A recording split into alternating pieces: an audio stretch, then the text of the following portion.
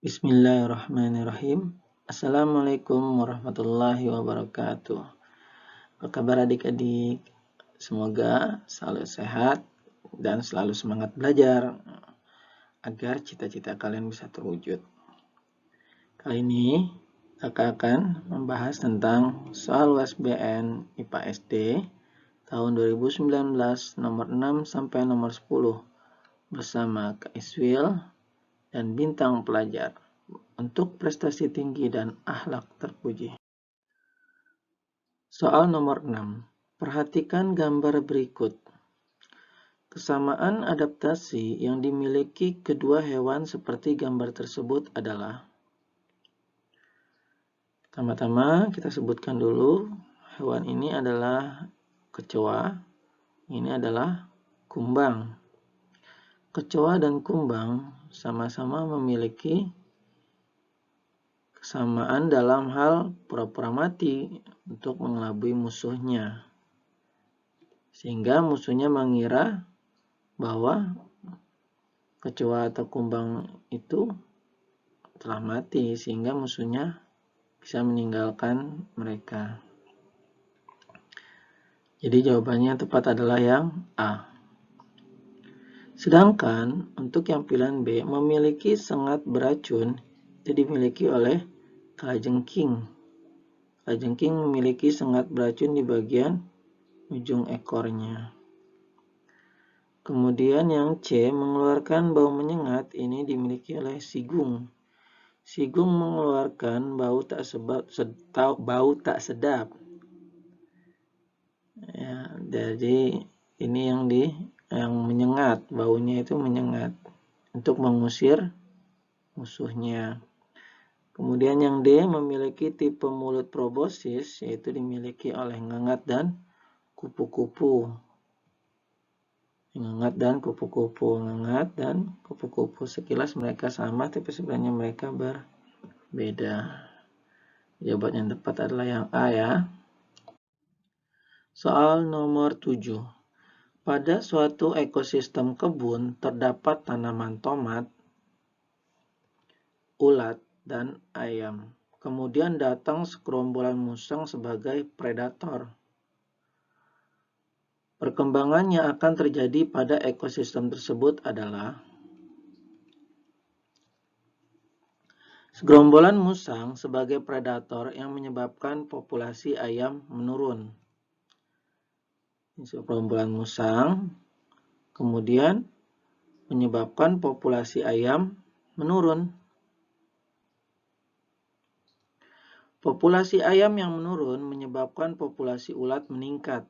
Ayam menurun sehingga ulat meningkat karena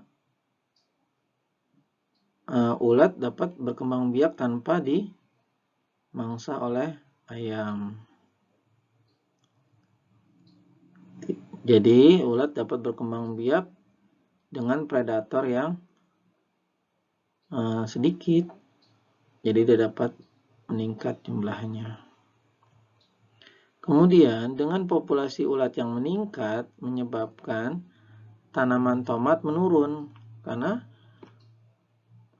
makin banyak hama ulat yang merusak tanaman tomat, sehingga tanaman tomat juga menurun.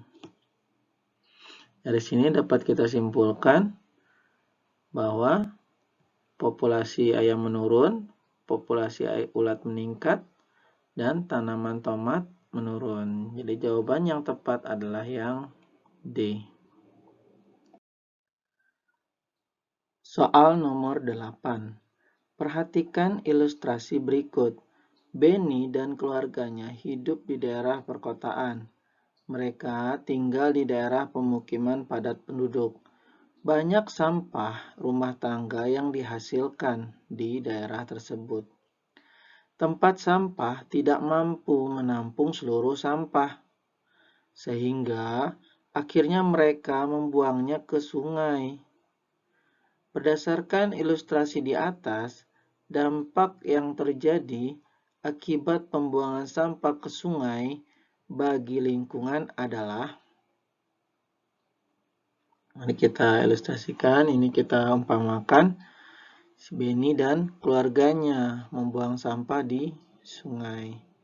Kemudian dampaknya bagi lingkungan, kita lihat, dampaknya adalah banjir di sekitar aliran sungai karena debit air di sungai meningkat, kemudian meluap dan menyebabkan banjir di sekitar aliran sungai, sehingga penduduk di sekitar aliran sungai dapat terkena banjir. Oleh karena itu, kita sebaiknya membuang sampah pada tempatnya.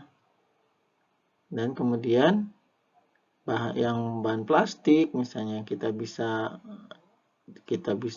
reuse, misalnya kita gunakan atau kita recycle. Kan sudah banyak pengolahan limbah plastik, bahkan dikumpulkan bisa menghasilkan uang. Kumpulkan kemudian kita jual ke yang pengumpul plastik. Bahkan ada bank sampah yang menerima sampah-sampah plastik. Tuh. Itu juga untuk meminimalisir sampah plastik. Jadi jawaban yang tepat adalah yang A. Soal nomor 9. Perhatikan gambar berikut. Fungsi bagian yang ditunjuk anak panah adalah bagian yang ditunjuk oleh anak panah ini disebut dengan akar. Fungsi dari akar adalah untuk menyerap air, mineral, dan zat hara lainnya dari dalam tanah. Jadi jawaban yang tepat adalah yang A. Sedangkan untuk yang B, menyimpan cadangan makanan, kalau pada akar itu disebut dengan umbi akar. Jadi akarnya itu menggembung berisi cadangan makanan. Cadangan makannya disimpannya di akar. Contoh dari umbi akar, misalnya wortel, beet, lobak. Kemudian untuk yang C, mempercepat proses penguapan. Ini penguapan terjadinya di daun. Makin cepat penguapan berarti daun yang semakin lebar permukaan daun, maka proses penguapan juga makin cepat. Kemudian yang D, melindungi akar saat menembus tanah. Ini adalah fungsi dari tudung akar. Ini ya bagian tudung akarnya. Ini bagian paling ujung dari akar yang melindungi akar saat menembus tanah. Jadi jawabannya nomor 9 ini adalah yang A. Soal nomor 10. Perhatikan gambar berikut. Hewan yang memiliki kesamaan daur hidup seperti gambar di atas adalah. Nah, kita lihat gambar ini adalah gambar hewan belalang. Belalang dia memiliki metamorfosis tidak sempurna dengan tahapannya itu telur, nimfa, kemudian dewasa. Telur, nimfa, kemudian dewasa.